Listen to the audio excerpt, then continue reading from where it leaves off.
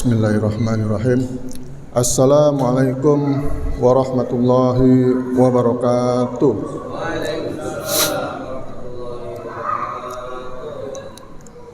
Alhamdulillahillazi hadana lihaza wa ma kunna linahtadiya laula an hadanallah. Asyhadu an la ilaha illallah wahdahu la syarikalah wa asyhadu anna Muhammadan abduhu wa rasuluh la nabiyya ba'da. Allahumma shalli wa sallim wa barik ala sayyidina Muhammad wa ala alihi wa sahbihi ajma'in. Alhamdulillah, kita memasuki hari malam yang ke-19. Masih dalam keadaan sehat walafiat. Mudah-mudahan kita dapat sampai ke finish di 10 malam terakhir untuk bisa meningkatkan ibadah kita. Alhamdulillah.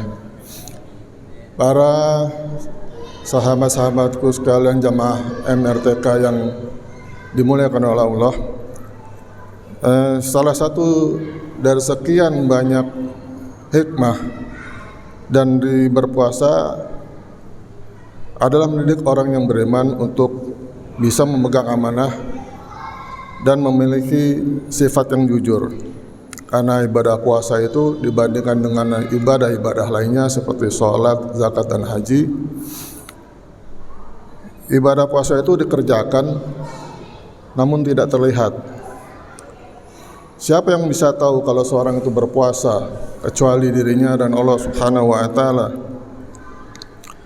Dalam salah satu hadis qudsi dari Abu Hurairah radhiyallahu anhu berkata, Allah berfirman, semua amal ibadah anak Adam itu untuknya kecuali puasa. Ya untukku dan aku yang akan membalasnya. Karena puasa merupakan rahasia antara seorang hamba dan Tuhannya. Tidak ada yang melihatnya kecuali Allah. Karena orang yang berpuasa itu bila ada di tempat yang sepi, dia akan bisa membatalkan puasa bila tidak yakin bahwa Allah adalah yang Maha melihat.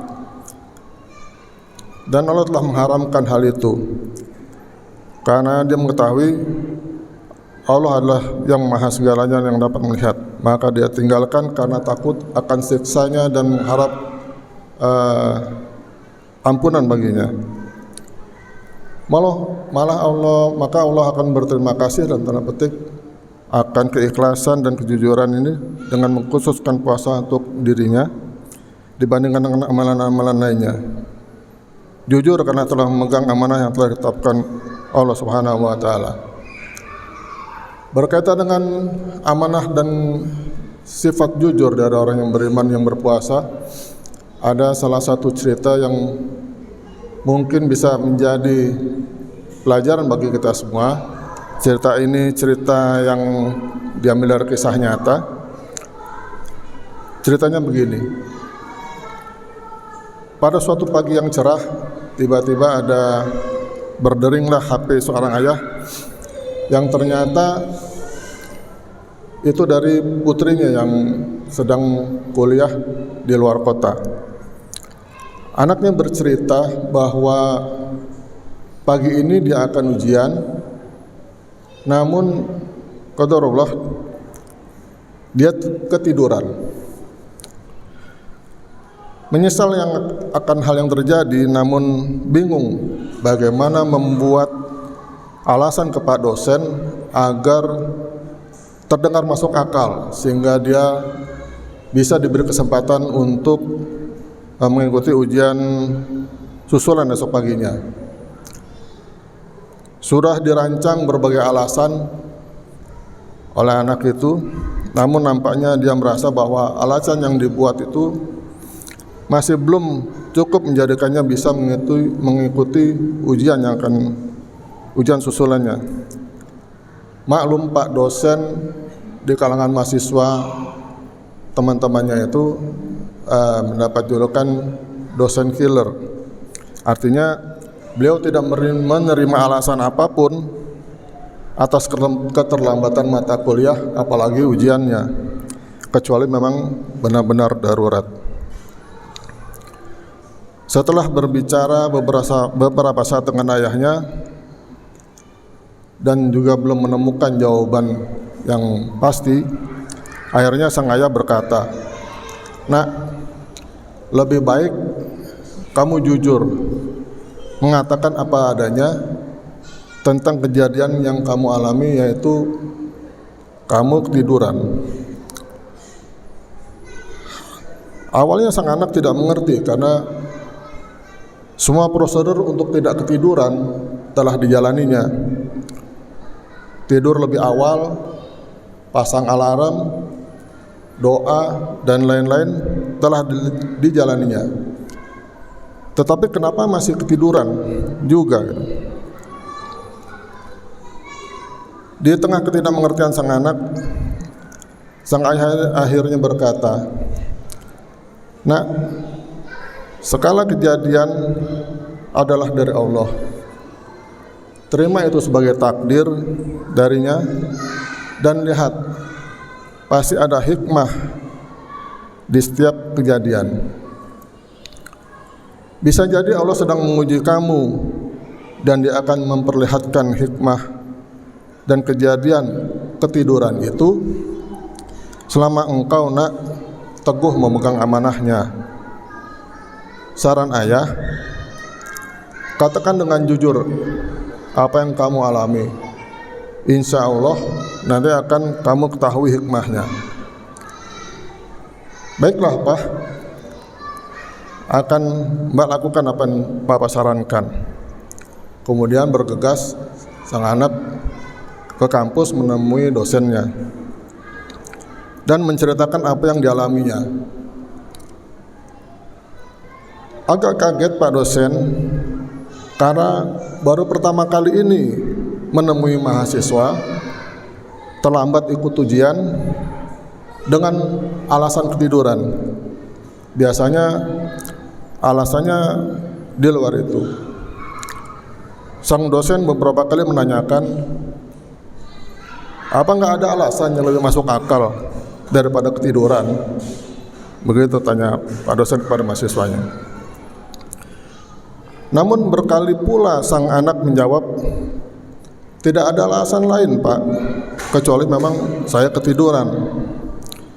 Dan sang anak mengatakan menyerahkan segala urusannya kepada Pak dosen, apakah dia bisa mengikuti ujian susulan besok atau tidak. Namun yang penting paling tidak dia telah mengatakan jujur apa yang dialami, maka hatinya menjadi tenang dan terbebas dari beban karena sudah terhindar untuk tidak berbohong. Melihat keteguhan anak didiknya ini, akhirnya sang dosen memperbolehkan untuk mengikuti ujian susulan. Betapa senang sang anak dan menelpon ayahnya bahwa akhirnya dia bisa mengikuti ujian karena telah berkata jujur sebagaimana saran sang ayah. Singkat cerita, dia lulus dengan nilai baik.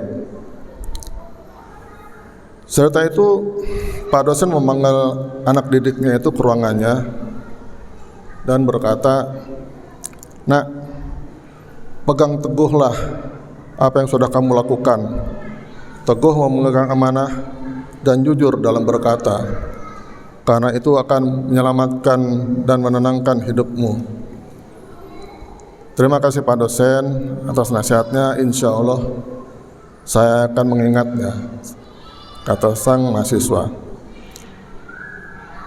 Alhamdulillah, memang bila kita memegang amanah yang diberikan Allah kepada kita dan kita berkata jujur, maka Allah akan tunjukkan jalan dan hikmah di balik semuanya itu. Meskipun terkadang jalan itu tidak mulus, tapi pada akhirnya akan kita lihat hikmah dari Allah Subhanahu wa taala. Perkara tentang memegang amanah dalam surat Al-Anfal ayat 27, Allah berfirman, A'udzubillahi minasyaitonirrajim, Bismillahirrahmanirrahim. Ya ayyuhallazina amanu la takhunullaha wa rasulah wa takhunu amanatikum wa antum ta'lamun. Wahai orang-orang yang beriman, janganlah kamu mengkhianati Allah dan mengkhianati Rasul-Nya, dan janganlah kamu mengkhianati amanah yang dipercayakan kepada kamu sedang kamu mengetahui. Lalu apa dasar dari kita untuk bisa diharuskan berkata jujur? Di dalam surat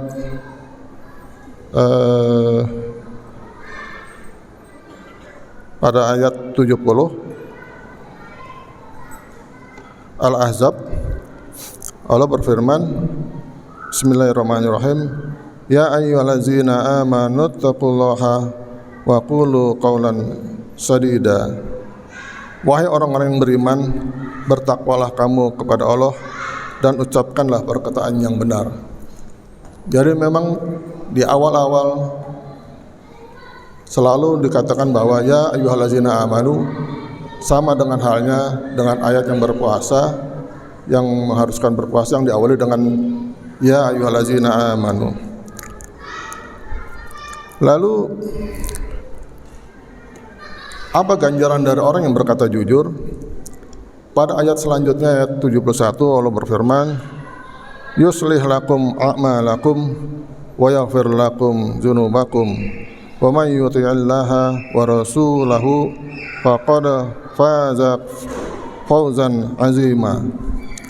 Bagi orang yang berkata-kata benar, berkata-kata jujur, niscaya Allah akan memperbaiki amal-amalmu dan mengampuni dosa-dosamu. Dan barang siapa menaati Allah dan Rasul-Nya, maka sungguh dia memang menang dengan kemenangan yang agung. Jadi betapa tingginya orang yang bisa memegang amanah dan berkata jujur. Bayangkan ya sahabat jamaah setelah yang dirahmati Allah, bila dalam suatu lingkup kecil keluarga lalu meningkat kepada masyarakat bahkan negara, bila diisi oleh para pemimpin dan rakyatnya yang teguh dalam memegang amanah dan bersikap jujur, maka Allah akan melimpahkan keberkahan, keselamatan, ridho dan ampunannya baik dunia maupun di akhirat. Baldatun thayyibatun wa rabbun ghafur. Mudah-mudahan dengan ini kita bisa mengambil hikmahnya bahwa betapa pentingnya kita harus menjalankan amanah, tidak boleh mengkhianati dan selalu bersikap jujur. Demikian kultum ini, semoga bermanfaat dan menjadi pembelajaran bagi kita semua insyaallah. Wabillahi taufiq wal hidayah. Wassalamualaikum warahmatullahi wabarakatuh.